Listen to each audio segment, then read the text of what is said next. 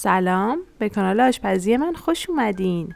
بیاین که امروز شیرینی نونچایی قزوین که خیلی خوشمزه و آسونه رو واسه عید درست کنیم.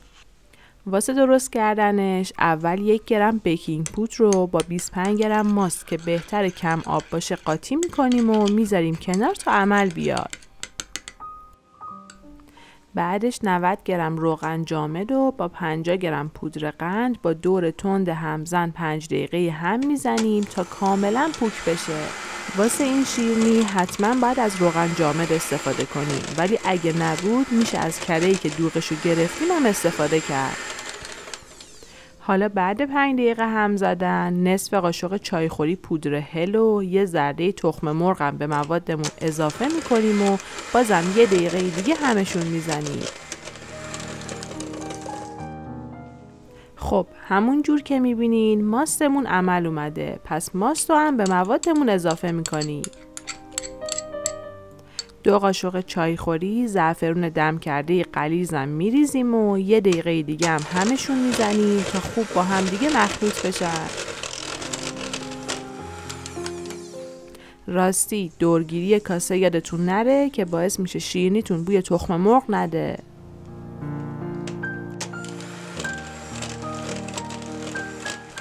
وقتی همه موادمون خوب با هم دیگه ترکیب شدن 200 گرم آرد قنادی و کم کم به موادمون اضافه میکنیم و با همزن هم میزنیم.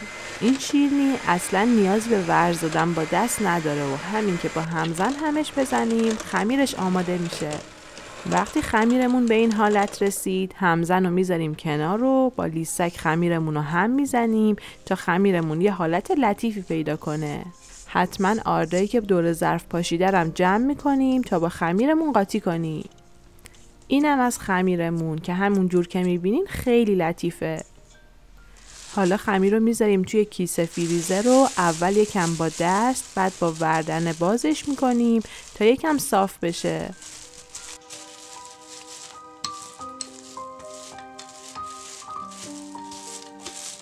بعدم خمیر رو 1 ساعت میذاریم توی یخچال تا استراحت کنه.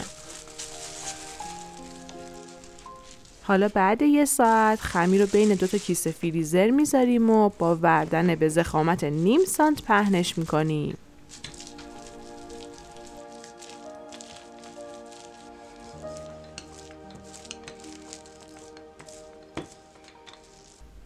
بعد با استفاده از این کاترها یا هر مدل دیگه‌ای که خودتون دوست دارین شروع میکنیم به کاتر زدن.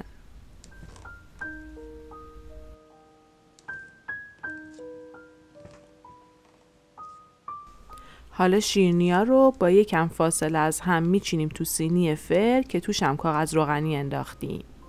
البته بهتره از سینی مشکی خود فر استفاده نکنیم و از این سینی‌های گالوانیزه استفاده کنیم.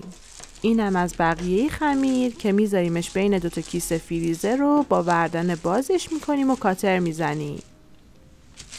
واسه رومال شیرینی نونچایی به زرده تخم مرغ نصف قاشق چایخوری آرد، نصف قاشق چایخوری ماست با 1 کوچولو پودر هل اضافه میکنیم و همشون میزنیم.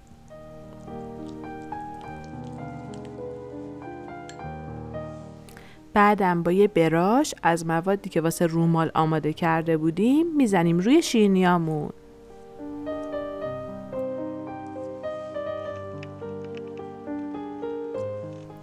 واسه تزیین شیرینیامونم یکم تخم خرفه یا کنجد میریزیم روشون. آخر سرم شیرینی‌ها رو میذاریم توی فر از قبل گرم شده تا با دمای 190 درجه حدوداً 12 تا 15 دقیقه بپزن. حتما آخر پختن شیرینی‌ها گریلم روشن میکنیم تا روی شیرینی‌هامونم رنگ بگیره. اینم از شیرینی نونچایی خوشمزه و پوکمون که با یه خمیر خوشقلق خیلی راحت و آسون درست میشه. حتما واسه عید درستش کنین که موندگاری بالایی هم داره. نوش جونتون.